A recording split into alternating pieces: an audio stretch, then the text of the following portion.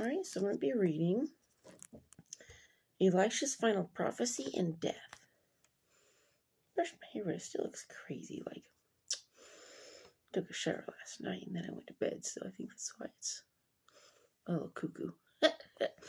Anyway, in the 23rd year of Joash, the son of Ahaziah, the king of Judah, Jehoahaz, the son of Jehu, became king of Israel in Samaria and reigned 17 years. He did evil in the sight of the Lord, and followed the sins of Jeroboam, the son of Nebat, who had made Israel sin.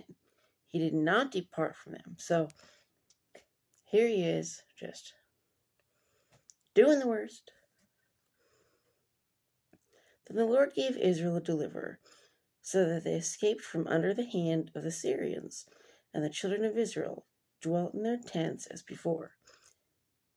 Nevertheless, they did not depart, here we go, from the sins of the house of Jeroboam, who had made Israel sin, but walked in them. It's not good. And the wooden image also remained in Samaria. So, couldn't they just get rid of that? But no. For he left the army of Jehoahaz only 50 horsemen, 10 chariots, and 10,000 foot soldiers, for the king of Syria had destroyed them and made them like the dust at the threshing. Now the rest of the acts of Jehoahaz, all that he did, and his might, are they not written in the book of the Chronicles of the kings of Israel? So Jehoahaz rested with his fathers, and they buried him in Samaria. Then Joash, his son, reigned in his place. In the 37th year of Joash, king of Judah, Jehoash, the son of Jehoahaz, became king over Israel and Samaria, and reigned 16 years. And he did evil in the sight of the Lord. He did not depart from all the sins of Jeroboam, the son of Nebat, who had made Israel sin, but walked in them. Here we go. Walking in sin again, Why people want to do that, I don't understand. Now the rest of the acts of Joash, all that he did, and his might with which he fought against Amaziah, king of Judah, are they not written in the book of the Chronicles of the kings of Israel?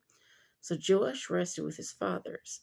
Then Jeroboam sat on the throne, and Joash was buried in Samaria with the kings of Israel.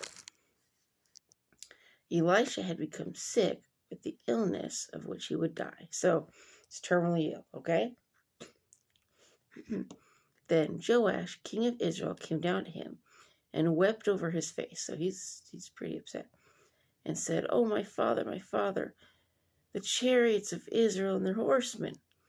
And Elisha said to him, "Take a bow and some arrows." So he took himself a bow and some arrows. Then he said to the king of Israel, "Put your hand on the bow." So he put his hand on it, and Elisha put his hands on the king's hands. And he said, "Open the east window." And he opened it. I wonder how they opened and closed the windows back then. I wonder what, I never thought of the having windows like, how we do. So I'm kind of curious. Then Elisha said, "Shoot," and he shot. And he said, "The arrow of the Lord's deliverance, and the arrow of deliverance from Syria. For you must strike the Syrians at Aphek till you have destroyed them." Then he said, "Take the arrows." So he took them. And he said to the king of Israel, "Strike the ground." So he struck 3 times and stopped.